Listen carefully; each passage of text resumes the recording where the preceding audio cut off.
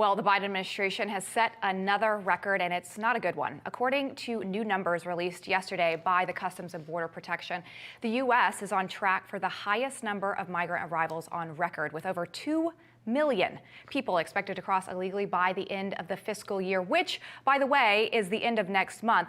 And just to put that number in perspective, in the fiscal year of 2017, under the Trump administration, there were just over 300,000 Border Patrol encounters. So that is only 1/6 of what we're seeing under this administration. Quite a stark difference. Here with more is Florida Congresswoman and member of the House Homeland Security Committee, Kat Cammack. Congresswoman, welcome back to the show. You know, if you listen to Congress, you would think that the border issue is just an issue that Republicans care about. I mean, these numbers, they continue to astonish me every time I see them. I just saw the fentanyl numbers come in, up over 200%, killing over 100,000 Americans.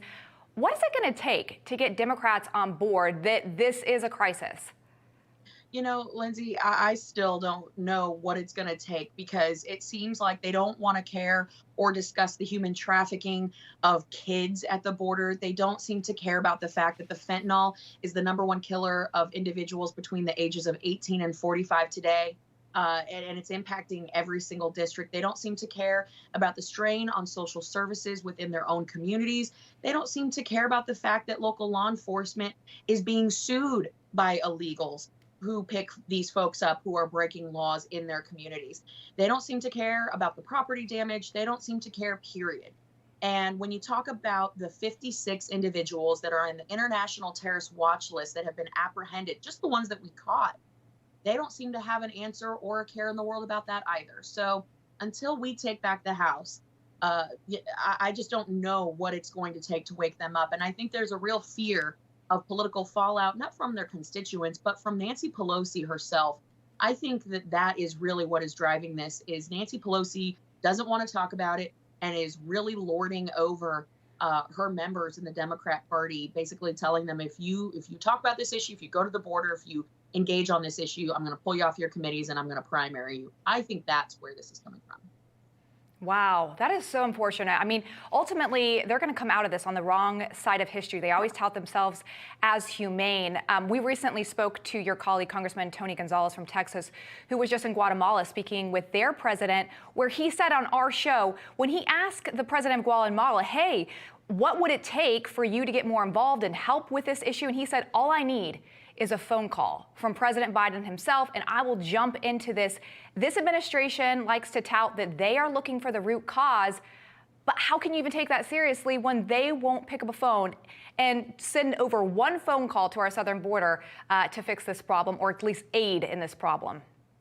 Well, that's exactly it. I mean, this is not complicated. It's not rocket science. You talk to any Border Patrol agent, they tell you all they need is a policy that they can sink their teeth into. They just want the administration to actually enforce the laws that are currently on the books. If you took away the wall, if you took away all their resources, but you actually had their backs and said, you know what, enforce the laws that are on the books, we'll have your backs. That's what they really need. That's what they want. And so the notion that this administration is doing something in the way of border security is a straight out lie. We know that. I've been to the border several times, and it doesn't matter what sector you go to, whether you're in Yuma, whether you're in Del Rio, whether you're in McAllen, Texas, you are seeing the same issues repeatedly. And so it's going to take us getting control of the House and the Senate back to send a message and to secure the border, because this administration clearly is not interested. And you have to wonder, the Democrats' #1 priority this Congress was H.R. 1, the For the Politicians Act, which basically said that non-citizens would be able to vote, and they dropped the voting age to 16 under this legislation. Now we have over 3 million illegals now currently that have been coming across the border. Makes you wonder, is this about elections?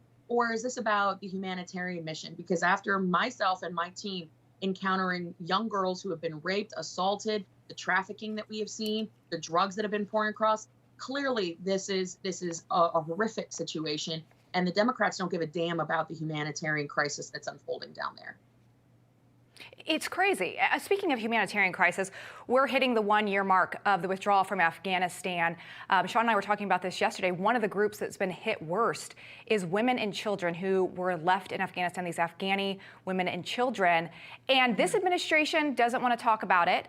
But most of all, I do not hear Democratic women speaking up for the atrocities that are happening against these women who now are living in fear of their lives, cannot get an education, and they just want to act like, hey, this is in the rearview mirror. We don't even have to worry about it anymore. And mom's the word. Yeah, that's what's, again, this is politics over policy or just basic human decency at this point. That's what we're getting out of this White House. That's what we're getting out of Chuck Schumer and Nancy Pelosi. You think about this disastrous withdrawal, which it couldn't have been worse. Americans got left behind. We had Americans killed. And when you look at just the sheer number of people that were one, left behind, but then evacuated, some clinging to airplanes and, fell tragically to their death. You look at the children that were evacuated without their parents. Over 1,400 kids that were just handed off to Marines, kind of thrown over the wall. Hey, please, give my child a fighting chance. I mean, these are real people that got caught in the crossfire. And now we see the Taliban that has completely taken over. And you said it best.